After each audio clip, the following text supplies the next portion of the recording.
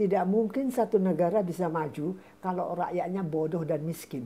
Ya kan, rakyat butuh apa? Hanya mau butuh 50.000, coblos, bayar 50.000, 100.000, atau mau dapat sekolah gratis.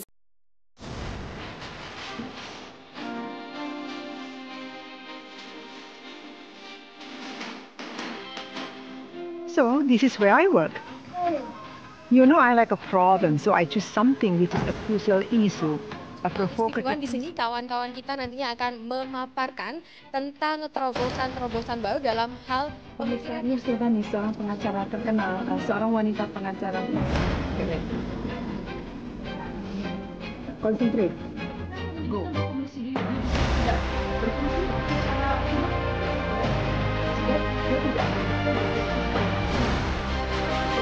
Ya, kok siapa? Dan Boston itu.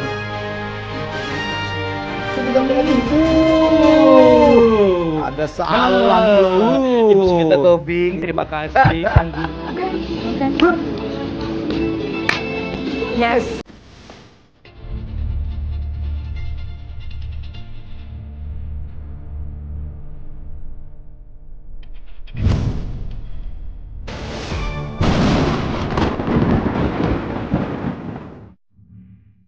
Sobat Leader di mana saja Anda berada, kita kembali dalam forum Indonesia Satu Channel, sebuah program para pemimpin lintas generasi. Diskusi-diskusi untuk mengedukasi, menginformasikan, dan juga sekaligus hiburan. Dan saudara, hari ini saya ingin mengajak Anda untuk mendiskusikan sesuatu, terutama soal media dan politik, dengan seorang tokoh yang saya tahu Anda kenal. Saya perkenalkan Dr. Sumita Tobing, mantan Dirut TVRI. Selamat datang, Kak Ita. Selamat berjumpa. Kak Ita, apa kabar, Kak Ita? Oh, kabar baik. Baik. You looks younger, Kak Ita, than your ya. age. Kalau dikatakan tuh, saya mengucapkan terima kasih. Mungkin karena kita tetap happy. Tetap happy itu karena apa, Kak Ita? Karena merasa yang kita bikin itu, kita lakukan dengan sepenuh hati dan ketulusan dan untuk kebaikan. Jadi tidak ada rasa bersalah ke dalam diri kita. Jadi kita bergembira. Bergembira, ya, Kak Ita. Saya ada kutip, menikmati your journey, enjoy your journey. Tentu. Itu kalau dikatakan itu perjalanan, apalagi untuk Indonesia ya, yang terdiri dari berbagai budaya, suku, segala macam, ya kan. Nah tentu ini adalah perjalanan hidup. Dan untuk berjalan hidup ini, ya kita harus paham di mana selokan, di mana ada bukit-bukit. Nah, jadi tidak ada rasa putus asa, rasa benci, tidak ada. Jadi kalau kita bicara media dan politik di Indonesia hari ini, ya seperti itu ya. Kita harus menikmati, tapi harus punya tujuan kan, kaitannya ya. Betul. Tetapi kan misalnya apalagi tadi Pak Freddy mengatakan media dan politik. Satu media. Nah, media itu tugasnya apa? Ya kan? Bagaimana hubungan media dengan politik? Nah, itu kan harus juga dibaca. Ya. Dibaca, reading. Ya. Ya, dibaca. Harus literasi. Ya, dibaca, membaca. Membaca itu masuk di situ bukan hanya analisa, interpretasi juga masuk. Nah, jadi kalau kita udah mahir membaca, ya kita akan bergembira. Jadi harus baca. Kalau mau kita pilih misalnya analisa isi, content analysis, ya kan. Oke, TikTok ada berapa? Apa aja isinya? Ini apa? Ya itu representasi dari rakyat. Ya, jadi Sobat Leader, Dr. Sumita Tobing atau Sumita Tobing PhD ini, beliau ini di kalangan teman-temannya, termasuk saya, selalu sapa dengan Kak Ita. Oke ya Kak Ita ya? Sapa Anda dengan Kak Ita. Terserah Pak Freddy, saya mau dipanggil Kak Ita, Ibu, Nenek, Tante. Oke, it's up to you. Jadi Kak Ita ini, saya mengenal beliau ketika masih di reporter TVRI sampai menjabat Dirut Beliau ini PhD-nya dari Ohio University di Amerika Serikat. Dan saya pernah ke sana, Kak Ita. Saya bertemu dengan Profesor Kak Ita, namanya Prof. Mick Daniel, yang menulis buku Broadcasting in Asia. Dia cerita tentang your reputation. Dan dia bilang, Dr. Sumita Tobing itu, dia cerdas dan punya karakter. Dan kenapa saya terinspire dengan Anda, Kak Ita, dalam beberapa hal di dunia broadcasting. You never trade off. Tentang integritas ini, tentang bagaimana membangun sesuatu di mana Anda bekerja. Bahkan Kak Ita pernah dipenjarakan karena mempertahankan integritas membangun TVRI. Itu gimana tuh ceritanya, Kak Ita? Oh, itu saya sebetulnya jadi dirut TVRI disuruh Gus Dur. Karena saya katakan kalau TVRI mau bagus jangan pakai APBN. Lalu dari mana duit? PT kan. Peserokan. Peserokan. Nah, jadi nanti kalau udah pesero, ya akan jadi bisnis di satu sisi lainnya adalah agent of change, agent of development untuk bangsa Indonesia. Nah, tetapi kita boleh dong berhadapan dengan Hollywood, ya kan? Karena Indonesia ini kan terdiri dari berbagai suku, adat, jadi masih melimpah cerita-cerita drama di sini yang bisa kita diekspor, jual. bisa diekspor. Nah, karena Hollywood sendiri udah terbatas ya, mereka udah 100 tahun lebih, ya kan, ceritanya udah nggak ada. Nah, sedangkan kita ceritanya kan berlimpah, indah, tempat ada, ya kan, kemudian juga budaya-budaya. Jadi setelah duduk di TVRI dengan apa yang Kak Ita lihat di TVRI itu, kan sampai hari ini seperti biasa-biasa saja. Katanya anggaran bertambah, tapi kalau kita lihat pandang dari luar, nggak berubah, biasa saja, hanya baliho-baliho yang berubah. Karena semua juga kan ada aturannya. Status TVRI itu apa? Kan pakai APBN, udah itu PNS, ya kan? Nah, semuanya kan udah diatur gitu. Jadi misalnya TVRI itu adakah ditantang sebagai agen. Sekarang orang berpikir untuk berubah itu juga adalah seorang yang dinamis. Ya kan, dia punya pola pandang yang punya basic ya. Nah, kalau nggak mau berubah untuk apa? Dia punya agenda nggak? Bagaimana seseorang memandang Indonesia di dalam global competition ini? Lalu di mana misalnya media berperan untuk masuk di dalam kompetisi global ini. Karena kenapa saya ngomong ini, ketika berubah sebagai unit di bawah Departemen Penerangan, reformasi berubahlah jadi Depen dibubar, berubahlah menjadi Perjan, ada Perum Pesero kan, dulu BUMN kan begitu. Lalu kemudian RRI kan ke Perjan. Waktu zaman sama-sama Perjan, Kak Ita dorong dia ke PT. PT, bukan Perjan. Dan itu terjadi kan, usulan Anda itu kan terjadi, Kak Ita? Memang ada sebentar, waktu menterinya Laksamana Soekardi ya. Nah, tetapi ketika di PT itu saya tidak terpilih. Bagaimana tarik-menarik ketika mau berubah dia ke, karena memang orang bilang PT itu BLU, Badan Layanan Umum, lembaga penyiaran publik kayak sekarang. Tapi kadang-kadang terjemahan layanan publik itu kan umum, bisa diterjemahkan umum juga. BLU, Badan Layanan Umum kan di luar, kalau diterjemahkan bahasa Indonesia ini kan memang berat. Bisa bilang umum, bisa juga bilang publik. Jadi, tapi arahnya kan itu ke Pesero di era Kak Ita itu. Ya. Pertarungannya seperti apa perdebatannya itu awal-awal itu? Di awal, karena gini, saya duduk di situ kan karena memang ditaruh Gus Dur ya. Dan dari awal saya bilang sama Gus Dur, kalau TVRI itu mau maju jangan pakai APBN. Jadi duitnya dicari sendiri, maka PT. Lalu tugasnya sebagai pembangun bangsa, agentnya, agent of development untuk membangun itu tetap jalan.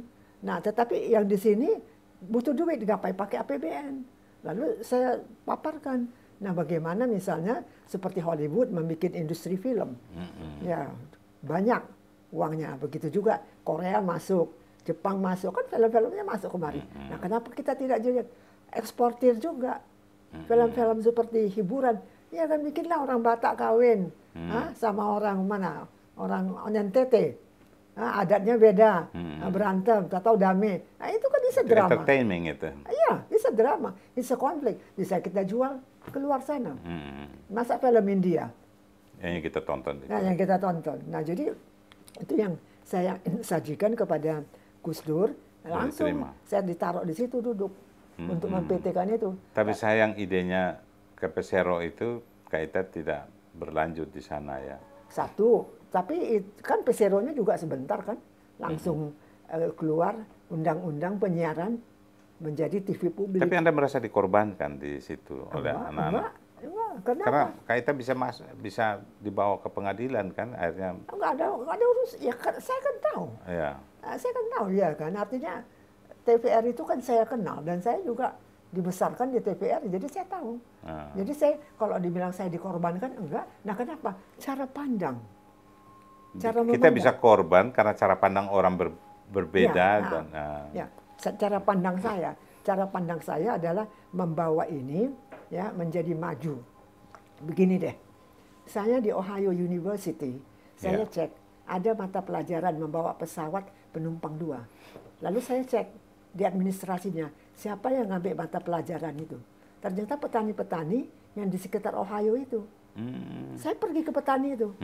Jadi petani itu punya pesawat berpenumpang 2 untuk ngecek sapinya dan kepelelangan komoditi. Apakah tidak saya impikan itu terjadi? Saya kan tahu kan bagaimana Indonesia 13.600 pulau semua ada di sini. Ya kan harus dicek, harus di apa? Katakanlah diberdayakan. Saya pernah waktu di Ohio itu ada satu temuan namanya Computer Safety Landing. Itu teman-teman temuan dari Ohio University. Jadi kalau kita naik pesawat kan selalu matikan telepon dan semua. Nah kalau saya tidak tahu yang sudah menerapkan itu mereka nggak ragu lagi pakai apa namanya orang mau telepon kayak apa mau landing aja karena ada komputer yang menertibkan safety landingnya. Di tempat kuliah KAITA itu memang mereka punya banyak inovasi yang saya tahu. Ketika saya masuk di situ ya untuk S2 ya, S2 itu tahun 83, itu Ohio University itu udah usianya ratusan tahun. Iya. Nah, KAITA ini kita bicara kenapa saya lari ke sana, balik ke sini, karena bicara media dan politik. Hari ini KAITA, kita perhatikan perjuangan KAITA bukan saja TVRI, tapi dipakai juga dalam pemikiran KAITA membangun TV-TV swasta ini, TV-TV komersial. Dan mungkin salah satu Metro, SCTV itu buat tangan KAITA juga ya. Iya. Itu gimana Anda mendorong mereka supaya menjadi profesional? Mendorong mereka? Saya harus tahu pola pikir dia. Kan KAITA ini dari media, dulu government media, dan menjadi media public service di TVRI itu, tapi di sana kan komersial. Ya kan, karena gini, sebagai media komersial, itu dapat duitnya dari mana? Kan dari iklan. Iklan itu ada karena ada penonton. Nah, kita harus tahu siapa penonton kita. Nah, kenapa dia mau nonton? Apa yang dibutuhkannya? Ya, kita penuhi kebutuhannya. Maka dia nonton. Jumlah penonton banyak, iklan masuk. Iklan masuk, pemilik perusahaan senang kan? KAITA dari media yang tidak cari untung. Oke lah, ketika saya di TVRI, dikatakan misalnya saya ajukan menjadi pesero, ya, pesero itu harus dapat untung. Ya, kenapa? Kalau menjadi pesero. Karena direkturnya harus dibayar dengan bagus. Semua. Karena saya juga ditanya sama PNS itu, Bu, kalau nanti ini pesero, saya pegawai negeri, kerja di sini bagaimana? Ya kerja aja. Nah, terus ya gajimu berapa sekarang pegawai negeri? 20 lipat. 20 lipat dari itu. Mau nggak? Saya bilang. Mau lah ya. Mau nggak? 20 lipat dari itu. Mau tidak gitu? Ya kenapa ya? Karena kita udah PT ini kan siapa? Tapi sayang dari itu kan, semua akhirnya tiba-tiba undang-undang penyiarannya keluar. Nah, keluar, dibunuh. Maka pesero dibunuh. KAITA tidak jadi dirut lagi. Lalu mereka kembali, mimpinya mereka ini, dan DPR, Komisi 1 waktu itu, pingin memimpikan TVRI RRI ini menjadi BBC-nya. Mereka lupa kalau BBC itu culture-nya, cara kerja dan dia peradabannya sudah begitu. Sementara TVRI bagaimana bisa jadi kayak BBC kita? Mereka maunya begitu, kayak BBC, selalu benchmark. NHK kayak BBC kayak, tapi enak diomong ya, tapi begitu kita mau melakukan perubahan, berat kayaknya ya mereka. Bisa saya buka? Buka, boleh. Oke ya. Saya masuk TVRI Medan tahun 70. TVRI Medan tahun 70. Ya. Itu siarannya Sumatera Utara dan Aceh. Sumatera Utara dan Aceh. Jadi isinya itu hanya tentang Sumatera Utara dan Aceh. 70. Lalu 76 Soeharto beli satelit. Nah, beli satelit gitu, kemudian 78 TVRI Medan relay TVRI Jakarta 2 jam. Yang jadinya TVRI Medan yang siarannya yang diproduksi 10 jam berkurang 2 jam, tinggal 8 jam. Itu. Karena relay. Merelay Jakarta 78. Tahun 82 TVRI Medan siaran lokalnya yang diproduksi sendiri tinggal 2 jam. Jadi sentralistik. Ya dulu kan sentralistik karena Ya, memang sentralistik. eranya. Nah, ya.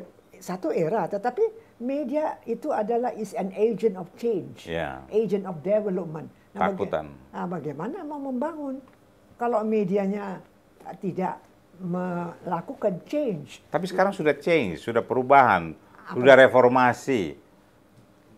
Menurut kita gimana? Reformasi. Kan reformasi sudah terjadi, media undang-undang sudah berubah. Apa yang berubah? Undang-undang penyiaran sudah menjadi penyiaran publik, gitu kan? Ya, Tapi seperti apa? Sekarang gini, publiknya dapat apa? Ya kan, oke, undang-undang nama is just a name. Nah, tetapi publiknya dapat apa? Apakah dengan menonton itu lalu ada hubungannya dengan warung Tegalnya tambah bagus? Apakah dengan menonton ini lalu tukang ojek dapat penumpang banyak? Harus ada korelasinya kan? Baik, sobat, kita break sejenak.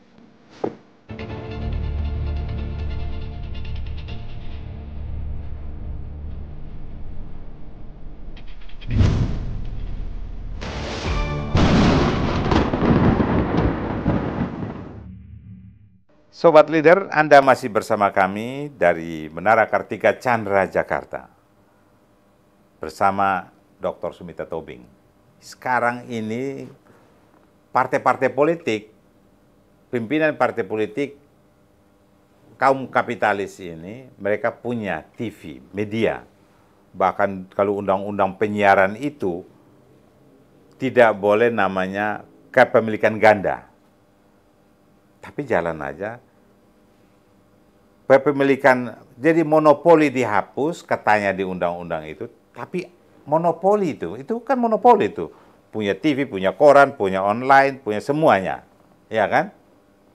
Lalu mengatasnamakan sekarang eranya sudah era digital, era internet. Jadi dengan alasan tidak ada ruang dan waktu untuk membatasi. Sementara literasi publik, tambah lagi di media sosial era sekarang ini, publik kayaknya tingkat literasi, minat baca semua rendah. Menurut survei ya, riset terakhir tuh. Gimana kita? Kita bicara media publik, penyiaran publik, kita bicara komersial. Semua media kan tujuannya educate, inform, entertain. So, kenapa semua lari ke entertain nih kita? Sebetulnya melalui entertaining itu kan bisa ada namanya Educate, message ya. Message. Ada message, ada deriving, semuanya ya kan melalui entertainment. Yeah. Kenapa tidak gitu?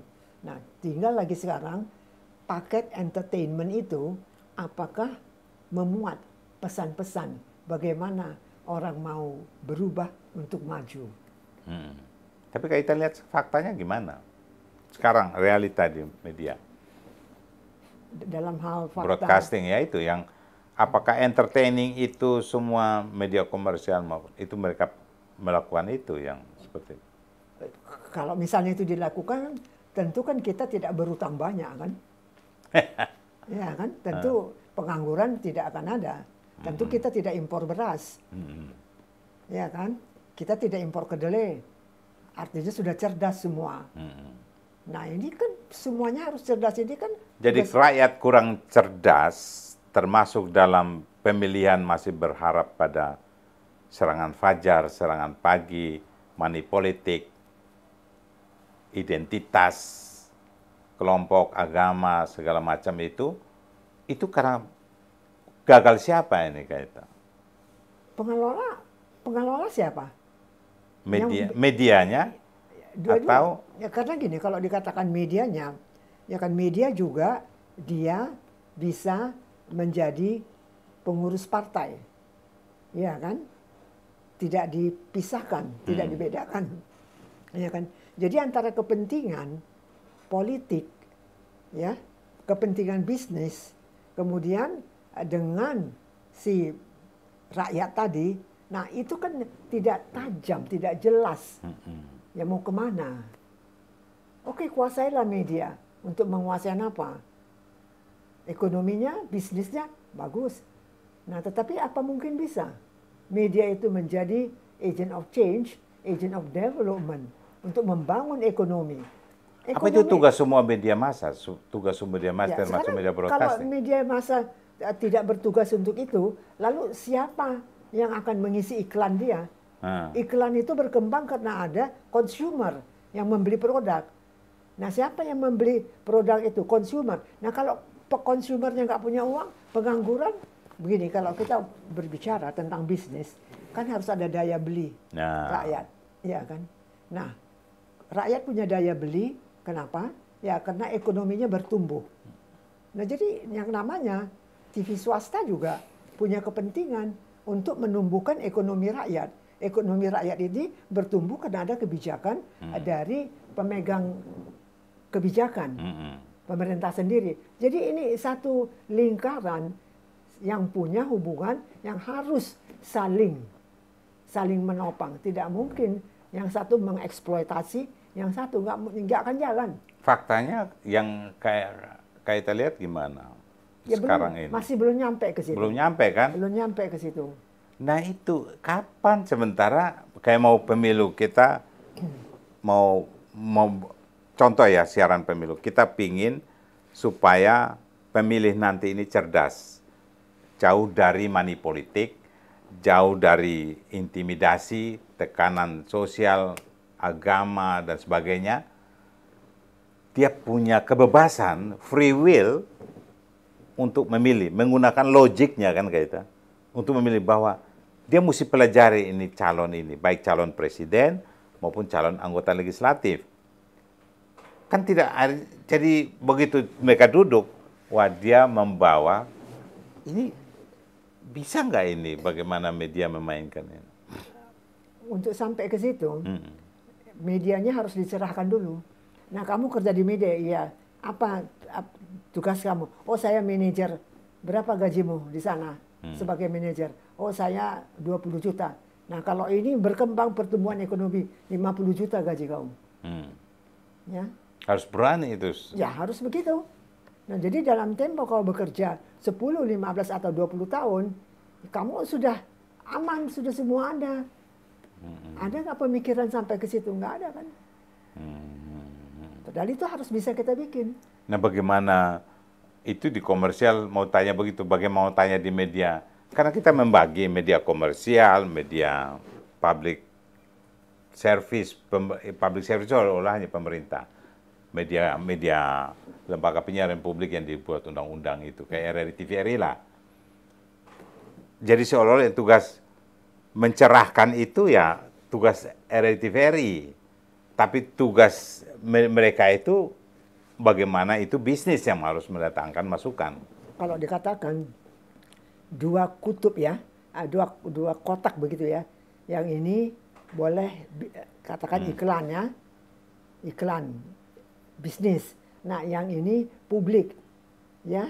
Nah, tidak cari untung. Kalau dibikin dikotomi ini, sebetulnya bisakah publik berfungsi sebagai publik kalau dia tidak cukup berpenghasilan. Tidak mungkin. Walaupun dikatakan TV publik, Kalau dia sendiri tidak tercerah karena penghasilannya juga ya, tidak mendukung. tidak, ya satu, membuat produksi untuk mencerahkan. Nah, produsernya itu kan seorang, katakan ya, seorang ahli ya. Iya. Dia harus ahli bagaimana pola pikir, dipahaminya. Itu profesional kan, dia mesti mahal bayarnya. Nah, belum lagi bilang gambar, suara, dan segala macam. Ya kan? Nah, itu kan banyak faktor yang terkait di situ. Dan itu semua sebetulnya saling melingkar. Berarti kayak TVRI itu udah benar apa yang Kak Ita ngomong, bahwa dia harus pesero. Harus pesero. Harus masuk ke pesero. Ya, harus. Kalau nggak bisa. Bagaimana? Supaya kita tidak membuat dikotomi. Sekarang begini ya, kenapa kita menonton Upin Ipin dari Malaysia? Ada program Indonesia yang pergi ke Malaysia sana. Kita tonton. Sini ada Upin Ipin yang anak-anak nonton. Lama itu. Malaysia itu. Dibeli itu. Malaysia. Oke. Nah, saya dari dulu di Medan, dari kecil saya udah tahu film India. Ya kan? Nah, itu kan udah industri film India.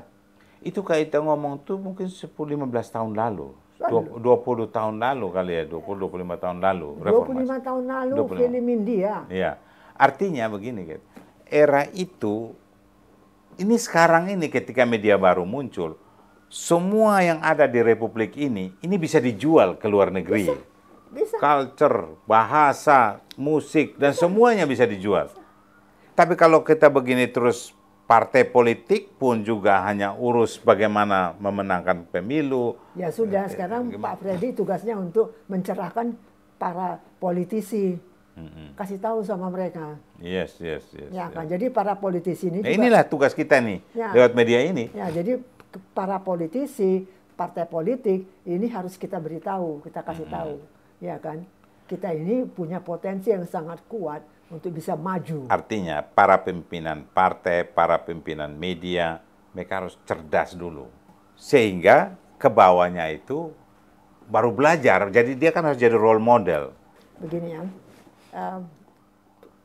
pilar pertama misalnya eksekutif, legislatif, yudikatif, kan tiga ini kan, tiga pilar. Masuk media, ya, media ini apa? Agent of change, agent of development. Kenapa tidak dikasih label itu kepada eksekutif, legislatif, yudikatif, tetapi agent of change, media. Agent of development dikasih ke media.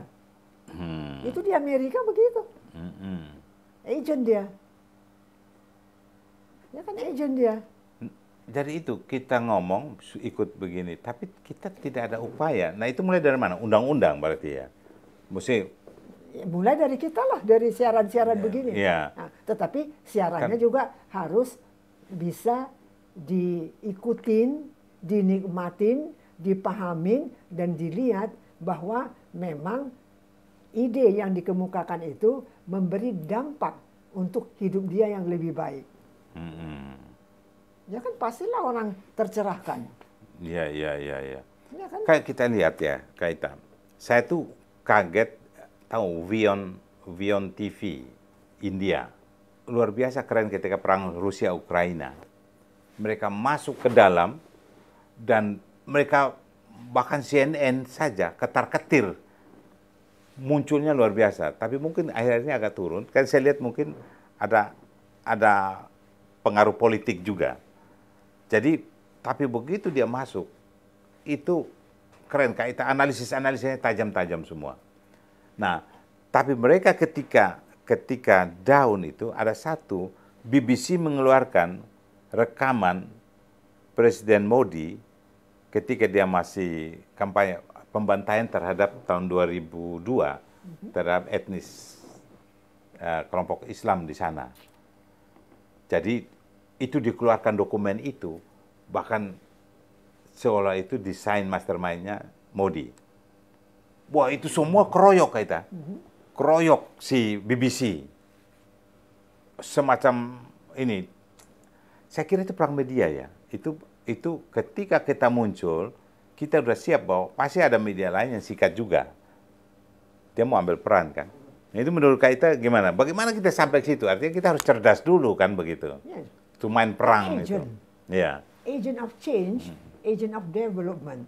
Nah, Anda menjadi agent untuk merubah orang. Nah, untuk merubah orang kan harus dipelajarin dulu kan? Ya. Seperti apa kurikulum dia, pola pikir dia, apa di dalam pandangannya yang dia dambakan, apa keinginannya, kan itu harus dikuasain. Nah, udah tahu, udah dibaca, kita udah tahu. Nah, baru kita bikin konsep untuk change. Setelah dia bisa menerima itu, bisa change, baru develop. Nah, kalau rakyat ini develop semua kan media juga beruntung ya. Jadi saya ngomong ini karena ini mesti benar-benar tercerahkan dan tingkat kecerdasan untuk sebagai seorang media man itu benar-benar mesti dinaikin, ditingkatkan karena bukan hanya ditingkatkan, itu tugasnya. Tugasnya kan, Ya kan? Jadi, harus profesional. Katakanlah, ya kan, eksekutif, ya katakan eksekutif, legislatif, yudikatif, kan 3 kamar. Nah, tapi yang kamar keempat ini agent of change. To change. Who do you change? Siapa yang mau dirubah? Eksekutif, legislatif, yudikatif. Ya, siapa yang mau didevelop? Siapa yang mau dibangun? Kan ini, ya kan? Nah, kalau yudikatif ya menjaga supaya hukum ditertibkan, ya tertib, tidak melanggar hukum, kan begitu. Tapi dia bukan untuk men-change. Yudikatif. Jadi artinya media ini harus jadi agent of change. Ya, media apapun. Tapi mereka harus berperan sebagai agent of change, agent of development. Iya, itu. Saya kira itu keren. Baik, sobat, kita harus break lagi.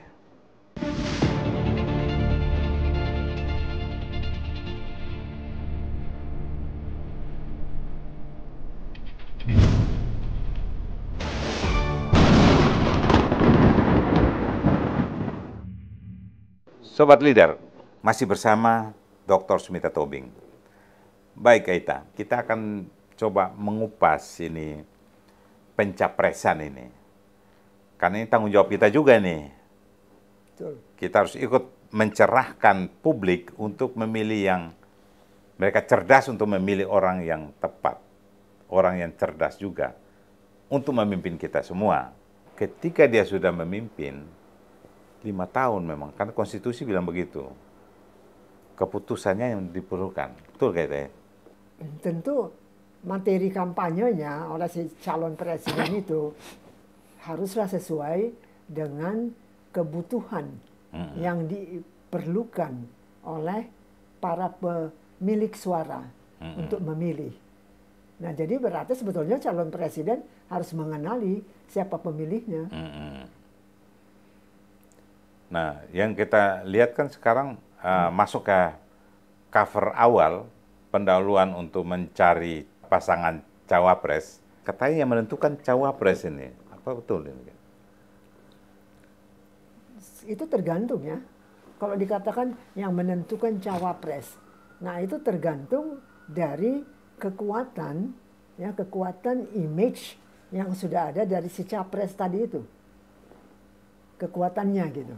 Kekuatannya apa? Ya, makanya kekuatannya adalah dia tahu siapa yang punya hak pilih, berapa jumlah mereka, ada di mana mereka, ngomong apa kepada mereka, itulah kerja rumah, tugas dari si capres, capres itu. Dan mungkin juga amunisi juga, dia bawa berapa besar uang untuk bisa ikut mendukung kampanyenya, ya kan, untuk bikin proses pemilu. Nah, itu semua kalau masalah amunisi, memang kita katakan dalam kontekstual mungkin ya, dalam konteks kondisi rakyat Indonesia yang dari segi pendidikan, dari segi ekonominya, nah masuklah ke konteks tadi itu.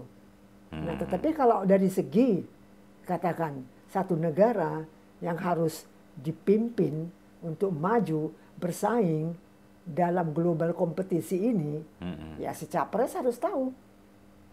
Harus tahu.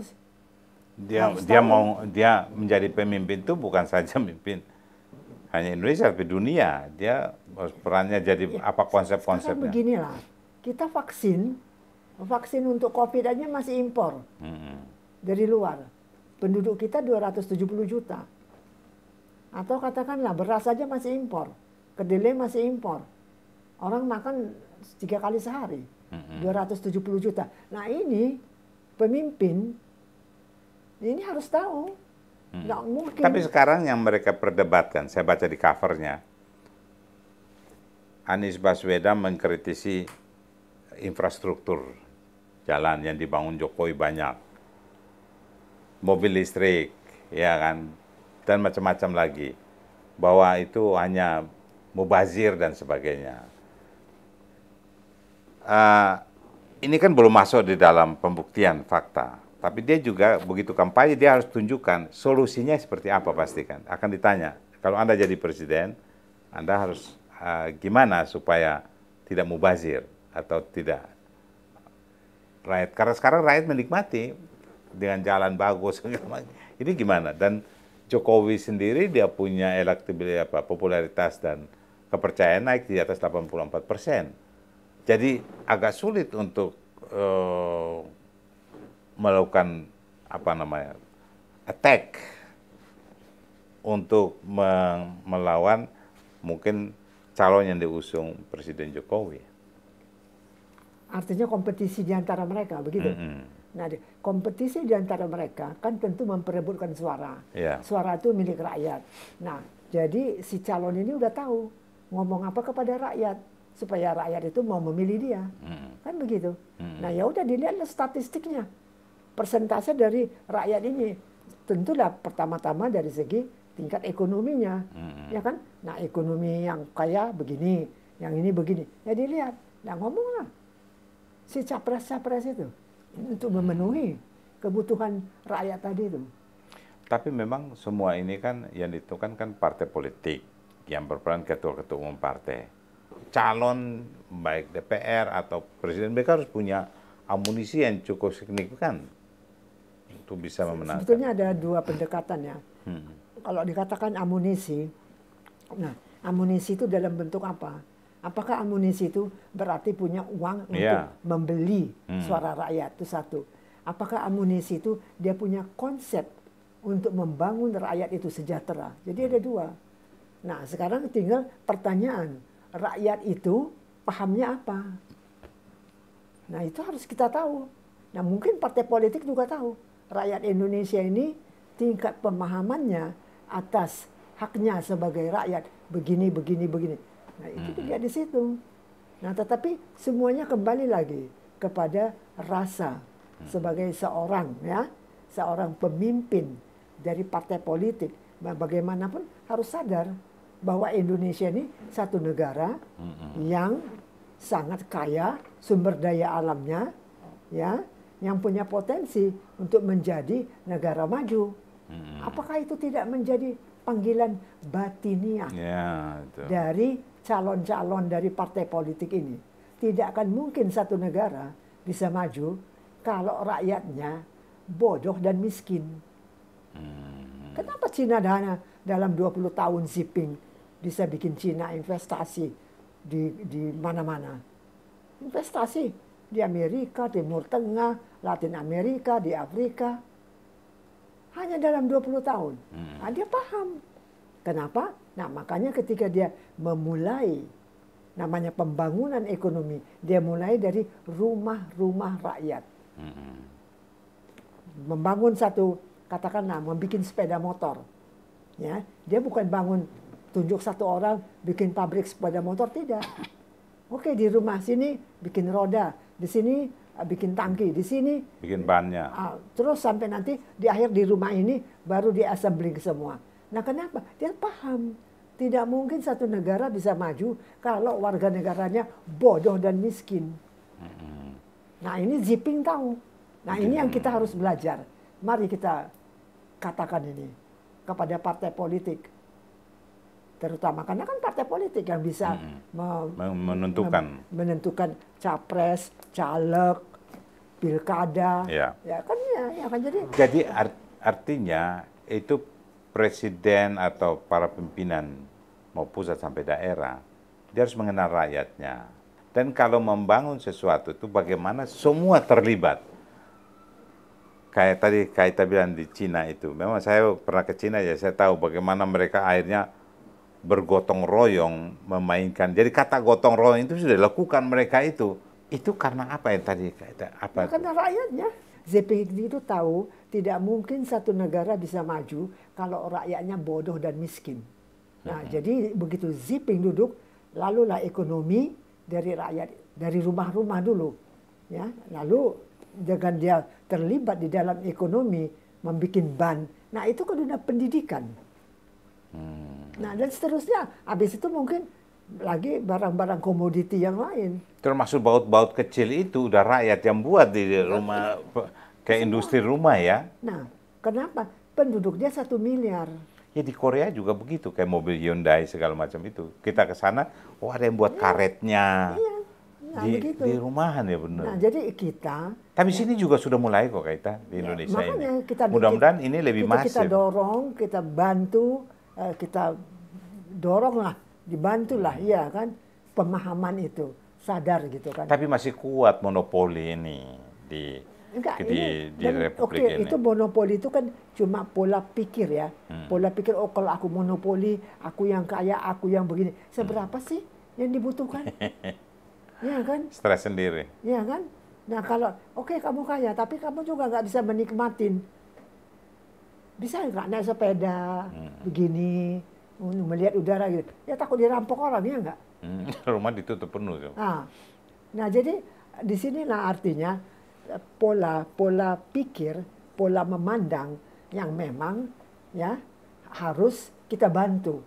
Ya, katakanlah media memang juga tidak semua. Tapi proses mencari pemimpin yang sekarang lewat media dan proses interaksi di publik yang kita baca di media, apa sudah menarik ini. Kita sudah pemilu reformasi, kalau hitung dari 2004 saja, kan sebenarnya kita sudah masuk dalam konsolidasi demokrasi ini. Belum demokrasi full sebenarnya, masih dikonsolidasi. Tapi kita melihat gimana nih prosesnya sekarang ini? Proses ini memang berat. Nah kenapa? Karena kebetulan juga ada peran para negara globalis. Nah, kenapa juga? Faktor kedua, karena Indonesia ini sumber daya alamnya begitu melimpah. Nah, jadi yang globalis juga mau kita ini jangan maju. Supaya dia yang menguasai. Balik lagi ke zaman dulu, ke zaman VOC ya. Yeah. Kita misalnya sudah melihat secara luas. Ya pilihan kita mau tidak mau adalah kita bangun bersama. Jadi hanya dengan bangun bersama, bangkit bersama, lalu cerdas bersama, sejahtera bersama. Ya. Itu ya, kalau tidak bersama ya sendiri sakit jiwa itu berkali ya. Itu gotong royong sebenarnya. Kita selalu ngomong gotong royong, tapi kenapa ya yang muncul individu-individu yang ujung-ujungnya yang kita baca lihat di media, yang korupsi BTS lah, segala macam itu, yang melibatkan sejumlah. Karena gini, dalam periode ya 77 tahun ya, katakanlah masa Soekarno, kemudian masa Soeharto, habis itu ada reformasi, kan begitu ya.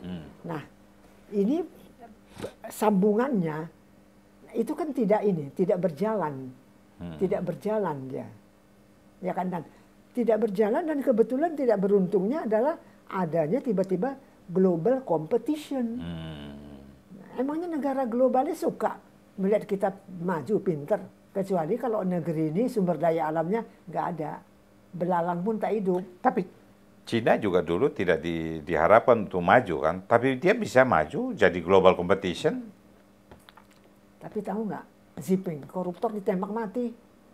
Nah, maksudnya itu mungkin ya kita dari dulu kan mau tembak mati, tapi nggak jadi-jadi, ada yang mau siap gantung di tembok di Monas. Ya karena masih belum tercerahkan. Berapa sih yang dibutuhkan? Menurut kita tembak mati koruptor tuh perlu nggak sih itu? Perlu. Tapi katanya melanggar HAM. Ya terserah. Ya udah, kalau melanggar HAM ya apakah membuat orang tidak mampu membayar biaya kesehatannya tidak melanggar HAM? Apakah orang yang tidak mampu menyekolah anaknya tidak melanggar HAM dari warga negara? Parlemen maupun di eksekutif, mereka tuh benchmarking semacam studinya, bandingnya kan ke Cina, Korea, tapi malah pulang sampai ke sini itu juga nggak jalan-jalan, nggak bisa. Ya, enggak, kalau itu begini ya, bukan berarti kalau udah ke sana dia dengan mata terbuka, pemikiran terbuka. Saya tuh S2, S3 dari Amerika loh. Ya kan, saya tahu kok. Ya kan bagaimana yang orang-orang Indonesia di sana saya tahu. Nah jadi memang tergantung orang itu. Panggilan batiniah dia apa? Iya. Apa udah selesai dengan dirinya? Ya kan? Misalnya lah, Pak Freddy. Udah selesai dengan dirinya. Udah punya pesawat pribadi udah. Belum cukup. Apalagi? Nah disitulah yang artinya perjalanan hidup, cara memandang, cara melihat dibutuhkan. Panggilan batinnya itu. Panggilan batinnya. Dia mau ngapain. Nah satu, dia tuh memahami dunia ini, the global. Ya kan, ini the global. Ini di sini Indonesia. Ya dengan sumber daya alamnya. Dia harus bisa melihat Indonesia nih. 13.600 pulau, ini begini. Nah, bagaimana Panggilan batinnya. Udah melihat nggak? Oh belum, dia belum selesai dengan dirinya. Dia nggak bisa melihat. Enggak, kenapa? Dia belum selesai dengan dirinya. Kenapa? Wah, saya mau punya mobil yang harga 4 miliar. Habis itu saya mau punya jet. Habis itu mau punya apa? Nggak ada habisnya. Nah, dia belum selesai dengan dirinya. Jadi hanya orang yang sudah selesai dengan dirinya yang bisa menjadi agent of development. Itu yang dibutuhkan bangsa ini. Ya, agent of development. Nah, artinya dengan dia mempunyai pola pandang yang demikian, tentu ketika melakukan itu dia punya kepuasan batiniah. Dan dia memanglah seorang negarawan. Jadi itu leader ini mencari pemimpin yang punya integritas, punya karakter, punya visi. Ya, leader, pemimpin. Sebetulnya kalau mau dibilang, siapa yang mau jadi pemimpin harus jadi pelayan. Betul. Ya, betul itu. Ya kan? Dia harus tahu rakyat. Tadi Xi Jinping tahu. lakukan, dia tahu rakyat ini begini banyak, supaya semua dapat gotong royong, ada yang kerja apa. Saya berpikir begitu. Bangsa ini misalnya proyek ya, kita. Satu proyek pemerintahan. Sekarang ini kalau kita baca, kenapa jalan itu kualitas rendah dan di markup tinggi sehingga baru jalan satu kali mobil sudah hancur. Ada kemungkinan ini proyek-proyek sudah dibagi-bagi di para anggota dewan yang ada di daerah itu. Jadi mereka kerja. Kita, oh ini punya si anggota dewan A, ini juga anggota dewan B. Mereka tidak kerja, tapi dia subkontraktor lagi ke perusahaan yang lain. Tunggu, motif dia misalnya melakukan itu adalah untuk mencari keuntungan di dirinya kan. Nah jadi dia masih miskin. Karena dia masih pingin terpilih lagi karena dia sudah melakukan pembiayaan pemilu ketika dia terpilih. Baik, sekarang saya tantang. Bisa nggak maju di pemilu tanpa pembiayaan? Bisa sebenarnya. Nah, ya sudah, kan bisa kan? Ya kan rakyat butuh apa? Hanya mau butuh 50 ribu, coblos, bayar 50.000, 100.000, atau mau dapat sekolah gratis anaknya? Ya, betul. Itu yang sekolah harus gratis. Bagaimana mencerahkan supaya rakyat itu mau ikut itu? Media, berarti si pemimpin calon ini dia mesti menunjukkan kecerdasannya, bahwa terbaca dia panggilan batinnya Pak dia. Pak Freddy lah ngajarin mereka. Jadi calon-calon pemimpin ini, parpol-parpol ini, ya udah kasih. Memang tugas kita untuk supaya bangsa ini lebih baik. Lah kan agent. Ya, kita agent. Saya pegang nih. Kita agent of change and agent of development. Ini ada 3, eksekutif, legislatif, yudikatif. Ini nggak dibilang agent. Masuk kita ke media, agent. Nah jadi ya kita tahu. Ya kita agent, ya udah kita kasih tahu. Siap. Dengan apa? Persuasif, educating. Tidak menjadi musuh. Jadi tugas kita. Apa yang kita mau katakan nih pemilu 2024 ini? Baik legislatif. Ini kita statement akhir nih kita. Dan Presiden, apa yang kita mau sampaikan? Baik, dari pihak yang mengajukan dirinya, ya kan dia pegang janji-janjinya, dia lakukan itu. dari pihak yang mau jadi pemimpin tadi itu, jadi presiden itu, dia tahu rakyatnya siapa dan mau diapakan rakyat itu. Itu dari pihak eksekutifnya. Dari rakyat, rakyat harus punya kesadaran. Bisakah taraf hidupnya itu menjadi lebih baik? Lebih baiknya bagaimana? Nah, misalnya untuk biaya pendidikan, kesehatan, biaya hari tua, dan sebagainya. Nah, ini yang perlu diajarkan juga kepada rakyat. Jadi jangan mencoblos hanya karena dibayar 50.000, ya kan? Jangan. Tapi bayangkan bahwa dengan kepemimpinan 5 tahun, anak saya sekolah SD, SMP, SMA gratis. Kasih makan siang. Kasih makan siang, diantar, dijemput. Udah? Nanti hari tua, dapat tunjangan hari tua.